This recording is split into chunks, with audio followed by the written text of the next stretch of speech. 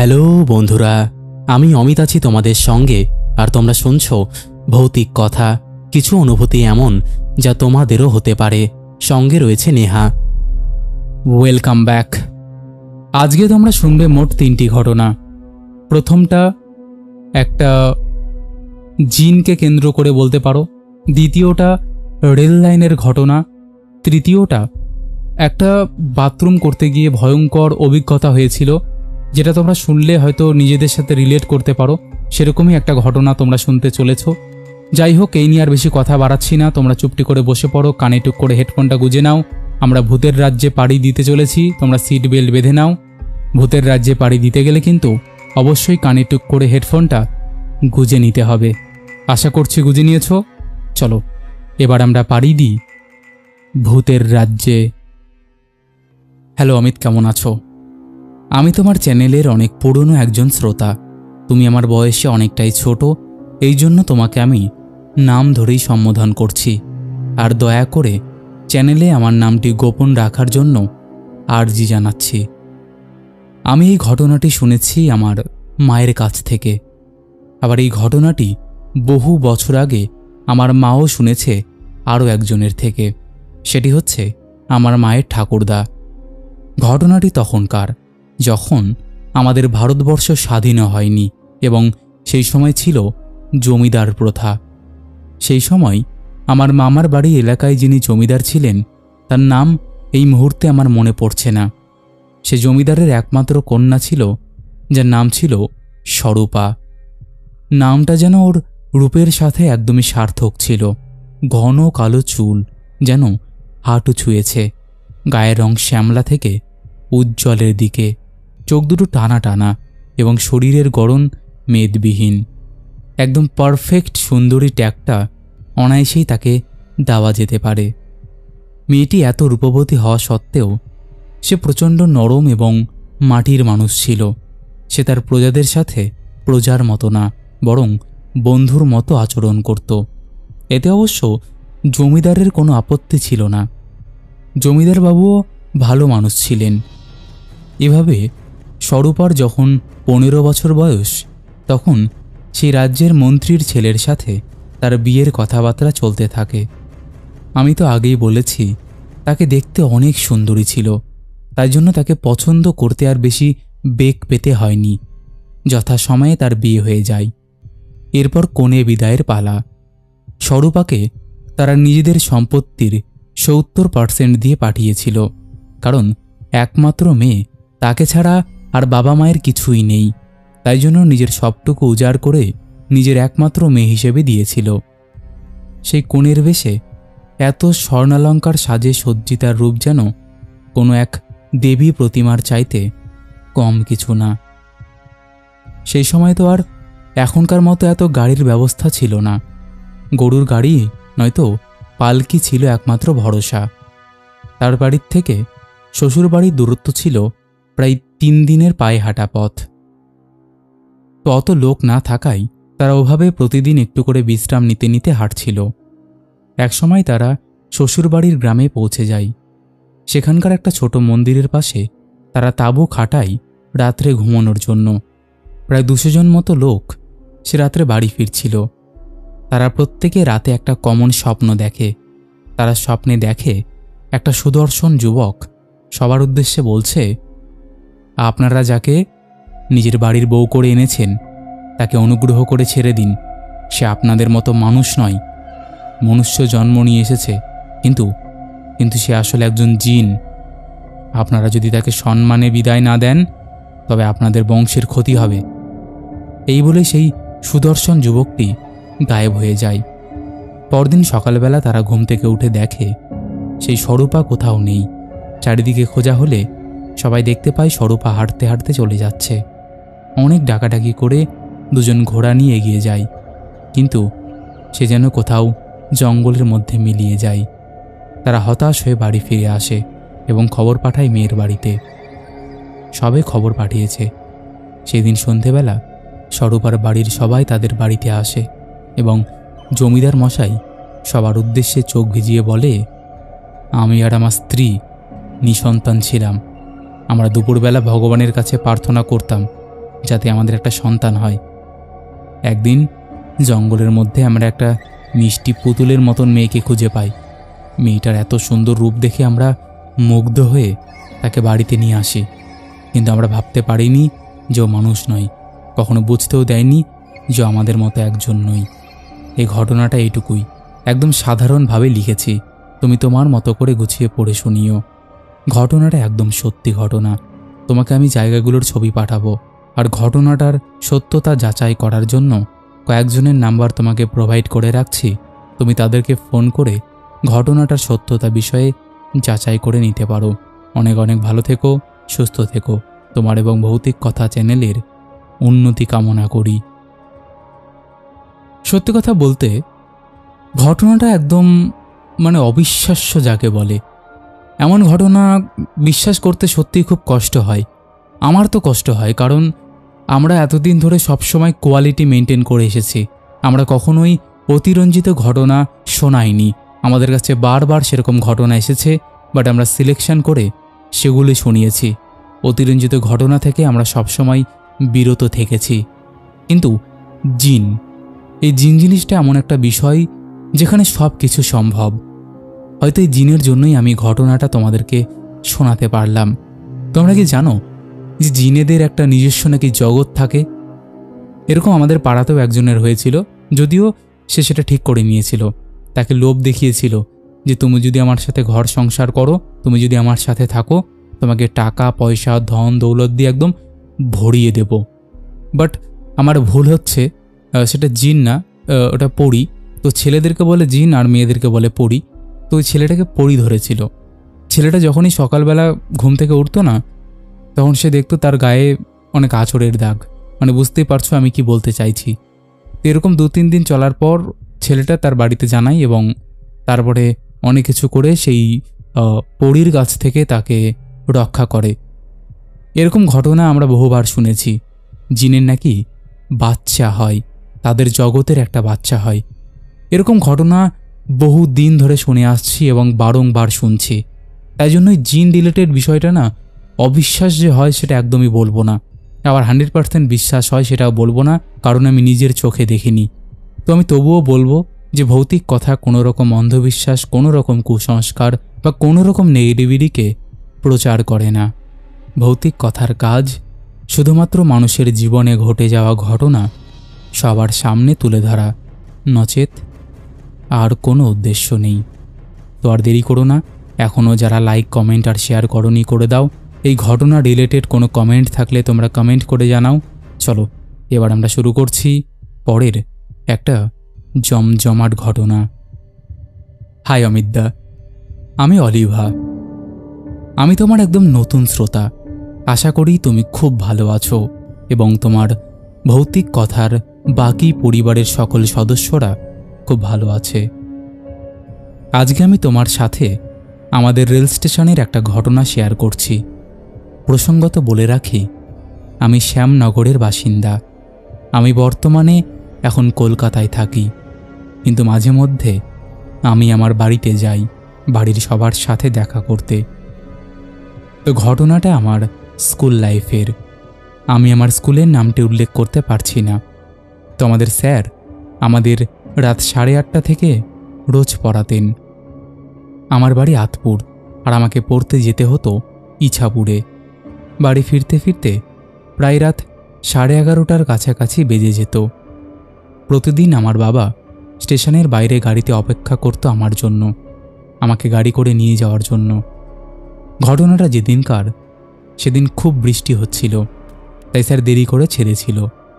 আমার কাছে ছাতাও ছিল না যে আমি চলে যাব। বৃষ্টির মধ্যে দৌড়ি স্টেশনে যাই।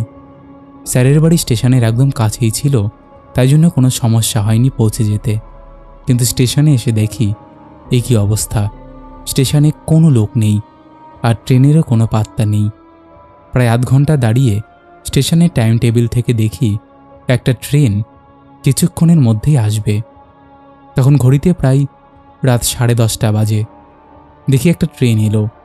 ট্রেনটায় প্রচণ্ড ভিড়। কোনো রকমভাবে ট্রেনে উঠলাম।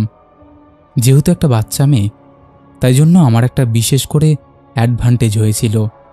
তারা প্রত্যেকে আমার একটু হলেও জায়গা করে দিয়েছিল। আর যেহেতু একটাই মাত্র স্টেশন, তাই জন্য আমি চিন্তা ভাবনা করিনি।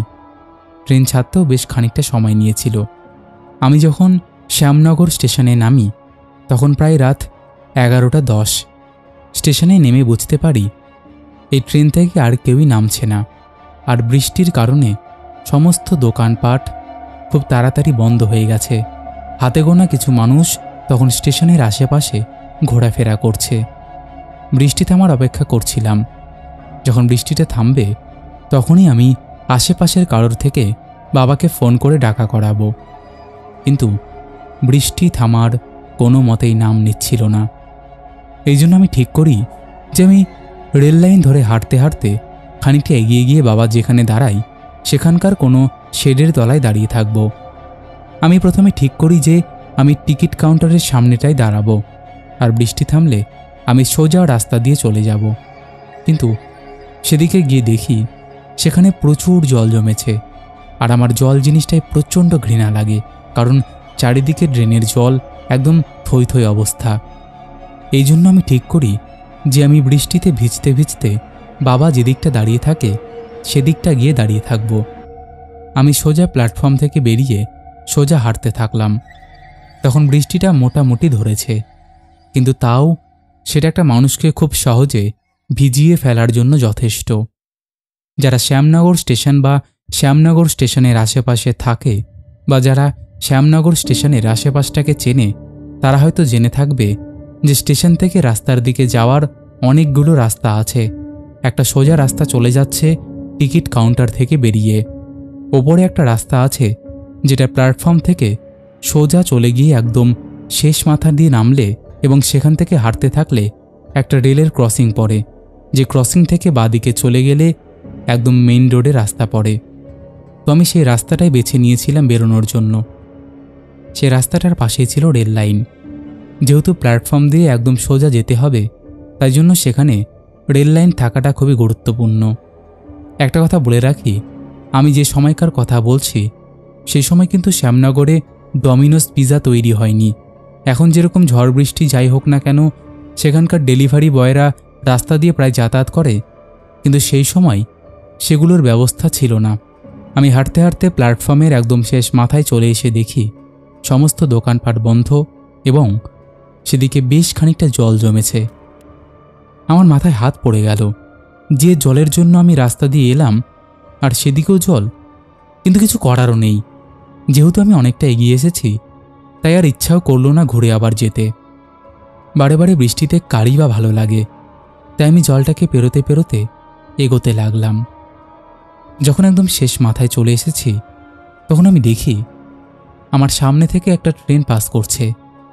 যেহেতু রেল স্টেশনের একদম গা ঘেঁষেই আমি যাচ্ছিলাম, হঠাৎ করে আমি দেখতে পাই একটা ট্রেন এলো। অবশ্য ট্রেনটা অনেকক্ষণ আগেই অ্যানাউন্স হয়েছিল আসার জন্য। আমি রেল লাইনের একদম ক্রসিংয়ের সামনাসামনি। এমন সময় দেখি উল্টো দিকের ক্রসিংয়ের ওই দিক থেকে একটা লোক আসছে, আর সেই সময় ট্রেনটা ছাড়ার হুইসেল বাজল। আমি চিৎকার করে ওনাকে বললাম, আঙ্কেল আঙ্কেল, ট্রেন আসছে, আপনি দাঁড়ান, যাবেন না। কিন্তু দেখলাম লোকটা আপন মনে হাঁটতে হাঁটতে আসছে। আমি এটা স্পষ্ট দেখতে পেলাম লোকটার কানে হেডফোন। আমি দাঁড়িয়ে আবারও জোরে জোরে চিৎকার করতে লাগলাম, কিন্তু আমার কথা যেন তার কানেই যায় না। সে যখন একদম আমার দিকের ক্রসিংয়ের সামনে, তখনই ট্রেনটা তার ওপর দিয়ে চলে যায়। ঘটনার আকস্মিকতায় আমি প্রচণ্ড ভয় পেয়ে যাই। আমি সেখানেই মন্ত্রমুগ্ধের মতো দাঁড়িয়ে থাকি আর সেদিকে ফ্যাল ফ্যাল করে তাকিয়ে থাকি। ট্রেনটা যখন চলে যায় তখন আমি চারিদিকে নজর দিই যে সেখানে কোনো লাশ আছে কি না, কিন্তু আশ্চর্যের বিষয় হলো যে সেখানে কোনো লাশ ছিল না। শুধু লাশ বলা তো অনেক দূরের কথা, সেখানে রক্তের একটা ছিটে ফোঁটাও ছিল না। মানলাম তাকে হয়তো ধাক্কা মেরে অনেকটা দূরে নিয়ে গিয়ে ফেলেছে ডেড বডিটা, কিন্তু এক ফোঁটা রক্ত হলেও তো সেখানে থাকবে, কিন্তু সেখানে কিচ্ছু ছিল না। আমি এই ঘটনার মধ্যে এমনভাবে ছিলাম যে আমার খেয়ালই হয়নি কখন বৃষ্টি থেমে গেছে। হঠাৎ করে কেউ যেন আমার পিঠের ওপর হাত রাখল রেখে আমাকে ডাকতে থাকলো। আমার সম্বিত ফিরলে আমি পেছন ঘুরে তাকিয়ে দেখি একজন মহিলা আমাকে বলছে, কি ব্যাপার, তুমি এখানে দাঁড়িয়ে রয়েছো এত রাতে, বাড়ি যাবে না? আমি তাকিয়ে দেখি যে আমি রেল লাইনের একদম সামনে দাঁড়িয়ে রয়েছি, অথচ আমি কিন্তু ক্রসিংয়ের বাইরের দিকে ছিলাম। আমি সেখান থেকে রেল লাইনের মধ্যে কি করে চলে এলাম আমি বুঝতে পারিনি, আমার মনেও নেই। আমি ওনাকে বললাম, আপনি যদি ওই সময় আমাকে না ডাকতেন হয়তো আমি সেদিন আর নাও বেঁচে ফিরতে পারতাম।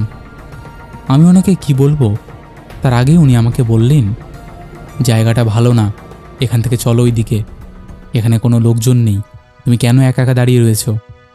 এগুলো বলে উনি আমাকে রাস্তার ধারে নিয়ে আসলেন এবং আমাকে জিজ্ঞেস করলেন যে আমার সাথে কি হয়েছিল। আমি ওনাকে সমস্ত কথা খুলে বলাতে উনি বলেন যেখানে অনেক রকমই ঘটনা ঘটে, আর যেহেতু তুমি আজকে একা রয়েছো সেই জন্য তুমি এটা দেখতে পেলে। ওনাকে আমি বললাম, আন্টি আপনার ফোনটা একটু দেবেন, আমি আমার বাবাকে ফোন করব। তখন উনি আমাকে বললেন যে আমার কাছে তো ফোন নেই বাবা, তুমি আরেকটু এগিয়ে যাও, দেখবে তোমার বাবা দাঁড়িয়ে রয়েছে।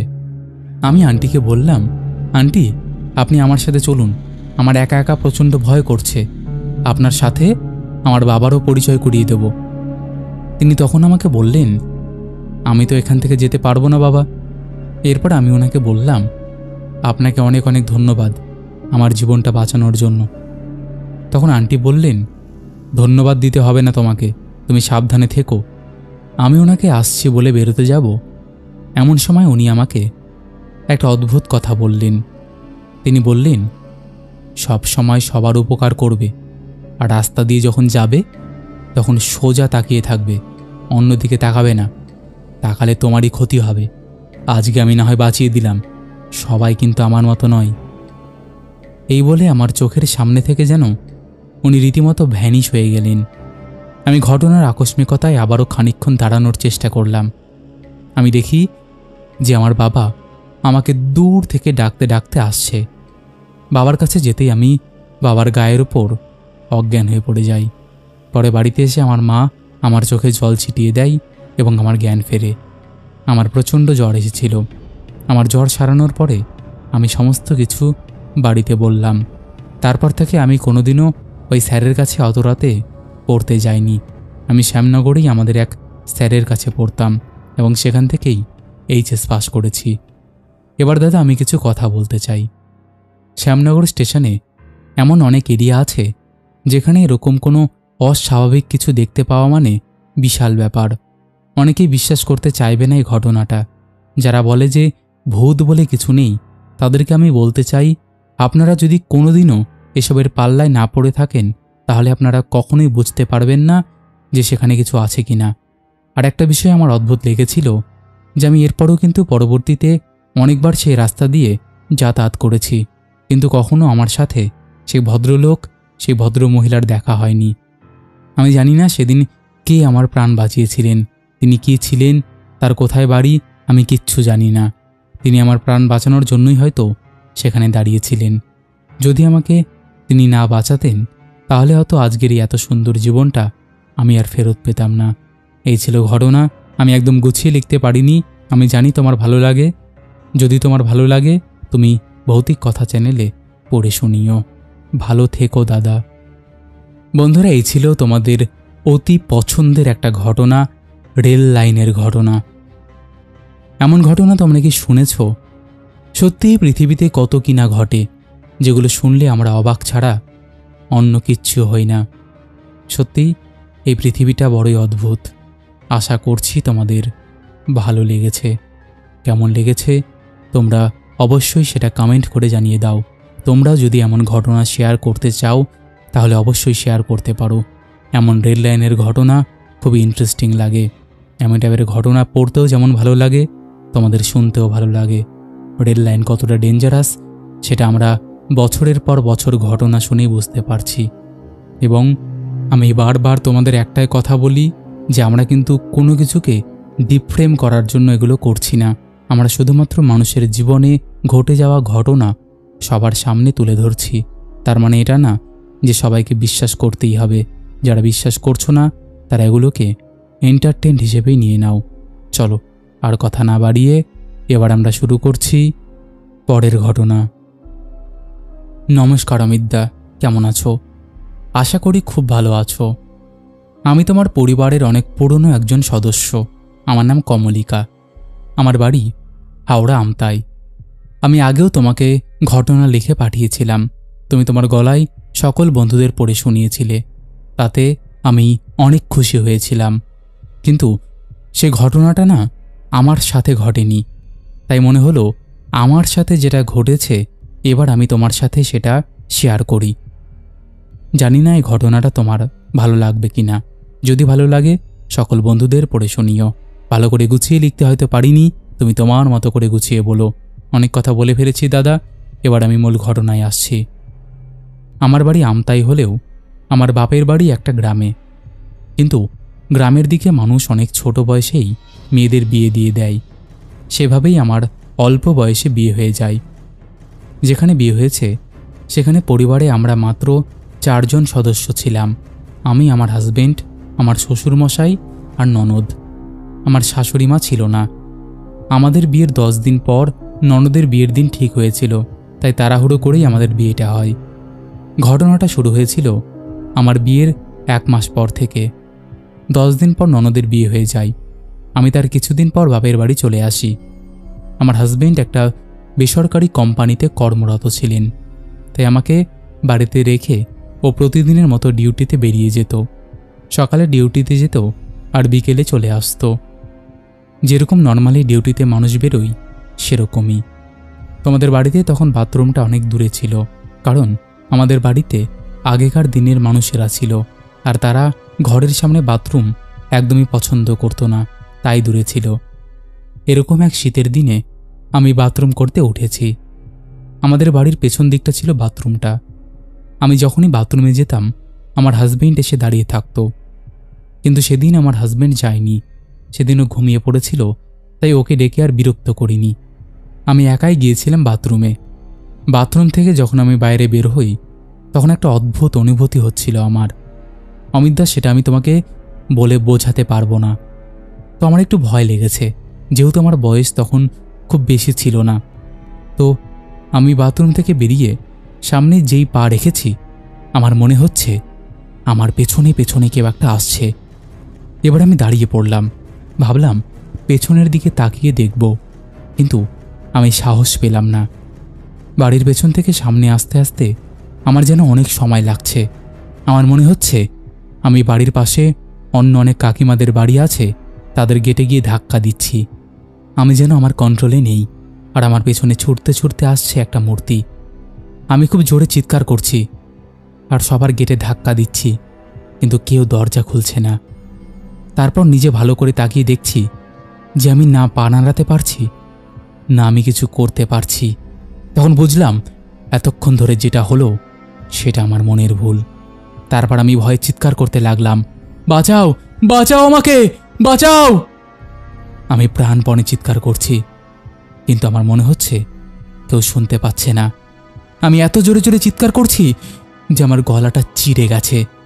ওই পরিস্থিতিটা যে আমার কাছে কতটা ভয়ঙ্কর, কতটা প্যাথেটিক, সেটা তোমাকে বলে বোঝাতে পারবো না। আমি চোখ বন্ধ করে ভগবানের নাম নিতে থাকি, জয় শ্রীকৃষ্ণ নাম জপ করতে থাকি। কয়েকবার করার পর আমার মনে হলো যে পরিস্থিতিটা ছিল সেটা আস্তে আস্তে স্বাভাবিক হয়ে গেছে। আমি এক ছুটে দালানে চলে এলাম। গেটটা লাগাতে যাব, তখনই ওই ভয়ানক একটা মানুষ আমার সামনে এসে দাঁড়ালো। গ্রিলের মধ্যে আমার হাতটা পেঁচিয়ে ধরে টানাটানি শুরু করে দিল। আমি খুব ভয়ানকভাবে আটকে উঠে চিৎকার করলাম। চিৎকার শুনে আমার শ্বশুরমশাই এবং আমার হাজবেন্ড ঘর থেকে ছুটে বেরিয়ে আসলো। তখন আমার আর কিচ্ছু মনে নেই। কিছুক্ষণ পর আমার খুব কাঁপ দিয়ে জ্বর এসেছিল। গায়ে দেওয়ার মতো যা কিছু ছিল সব আমার গায়ে এনে ঢাকা দিল। তাতেও আমার কাঁপুনি বন্ধ হলো না। কিন্তু ওরা বুঝতে পারছিল না যে আমার সাথে কি হয়েছে। তখন আমি একটা কথাও বলার মতন অবস্থায় ছিলাম না। আমার খুব কাঁপ দিচ্ছে দেখে আমার গায়ে যতগুলো বালিশ বাড়িতে ছিল চাপিয়ে আমার হাজবেন্ড চাপ দিয়ে ধরে রেখেছিল, যাতে আমার কাঁপুনিটা বন্ধ হয়ে যায়। তারপর আমার হাজবেন্ডকে আমার শ্বশুরমশাই বলল, এ তো স্বাভাবিক কিছু দেখছি না। আমি এখানে বৌমার কাছে বসছি, তুই যা কারো কাছ থেকে একটু জল পড়া নিয়ে আয়। তারপরে দাদা আমার হাজব্যান্ড পাশের বাড়ি থেকে একটু জল নিয়ে এসে আমাকে খাওয়ালো। কিছুক্ষণ পর আমার একটু স্বাভাবিক মনে হলো। সব কিছু ঠিক হয়ে গেলে আমার কাছে ওরা জানতে চাইলো যে আমার সাথে কি হয়েছে। আমি ওদের সমস্ত ঘটনা এরপর করে বললাম। ওরা শুনে অবাক হয়ে গেছে যে আমার সাথে এটা তাহলে আদতে কী ঘটলো। তারপর থেকে দাদা এরকম ঘটনা আমার সাথে অনেকবার ঘটেছে, অনেক রকমভাবে ঘটেছে। সব কিছু লিখতে গেলে অনেক বড় হয়ে যাবে। তোমার যদি ঘটনাটা ভালো লাগে তাহলে প্লিজ দাদা আমাদের সকল বন্ধুদের পড়ে শুনিও। আর বন্ধুদের জন্য একটা কথা বলতে চাই, যদি আমার জীবনে ঘটা ঘটনাটা তোমাদের ভালো লাগে কমেন্টে জানাতে ভুলবে না। তাহলে আমার সাথে আর কি কি ঘটেছে আমি সেটা পরে লিখে পাঠাবো। অনেক ভালোবাসা রইল আমাদের পরিবারের জন্য। সকল বন্ধুরা যেন ভালো থাকে, সুস্থ থাকে এই কামনা করি। শুভরাত্রি। তো বন্ধুরা, এই ছিল আরও একটা অদ্ভুত ঘটনা। আশা করছি এই ঘটনাটিও তোমাদের ভালো লেগেছে। এমন ছোট ছোট অনুভূতির ঘটনা আমি বহু শুনেছি। যেমন এরকম বাথরুম করতে গিয়েই একটা ঘটনা আমার দিদার বাড়ির গ্রামে ঘটেছিল, যেটা আমি ছোট থেকে শুনে আসছি, কিন্তু আমি তোমাদেরকে বলিনি কারণ খুব ছোট এবং সিম্পল একটা ঘটনা। আদতে আমার দিদার বাড়ি থেকে একটু দূরে একটা বাথরুম ছিল। জানোই গ্রামের দিকে বাথরুম একটু বাইরের দিকে হয়। তো আর একটা বিষয়, যেটা তখনকার দিনে কিন্তু বাথরুম বলতে এরকম ছিল না যে পাকা বাথরুম, খুব স্টাইলস বসানো, পাথর বসানো, এমন কিছু না। তখনকার দিনে বাথরুম কেমন হতো বলো তো? চারিদিকে হয়তো 4টা খুঁটি পোতা আছে, একটা বাথরুমের যে ওই যে জিনিসগুলো থাকে সেটা পাতা আছে নিচে, এবং চারিদিকে ওই হয় না চটের বস্তাগুলো, ওটা দিয়ে ঘেরা থাকতো। তো এরকম রাত্রিবেলা বাথরুম করতে উঠেছে। জেনারেলি গ্রামের দিকে কি করে, ওই বারান্দা থেকে বেরিয়ে হয়তো সামনেই মাঠ আছে, ওই মাঠেই বাথরুম সারে সবাই রাত্রিবেলা বিশেষ করে। কিন্তু আমি এখানে বাথরুম বলতে টয়লেটের কথা বলছি না, আমি এখানে ল্যাট্রিনের কথা বলছি। তো ল্যাট্রিন করতে উঠেছিল এবং ওঠার পরে এমন কিছু সে ফিল করে, এমন কিছু সে বুঝতে পারে যেটা তার গায়ের রক্ত হিম করে দিয়েছিল। সে কিন্তু কাউকে দেখতে পাচ্ছে না, বাট খসখস করে পাতায় চলার শব্দ পাচ্ছে।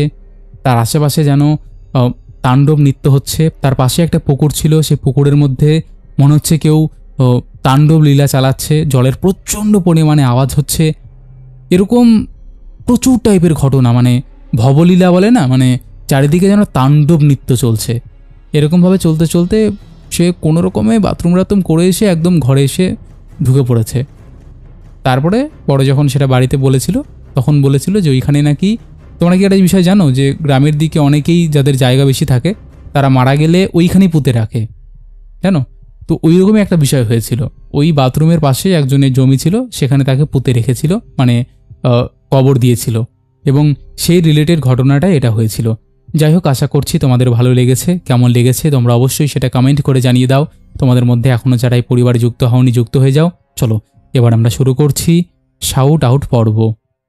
শেষের এপিসোডে ফার্স্ট কমেন্ট করেছে সোমা দাস, লিখেছে, ভাই ঘটনাগুলো জাস্ট জমজমাটি ছিল আর 100% পুরো ভয়ের ছিল একদম।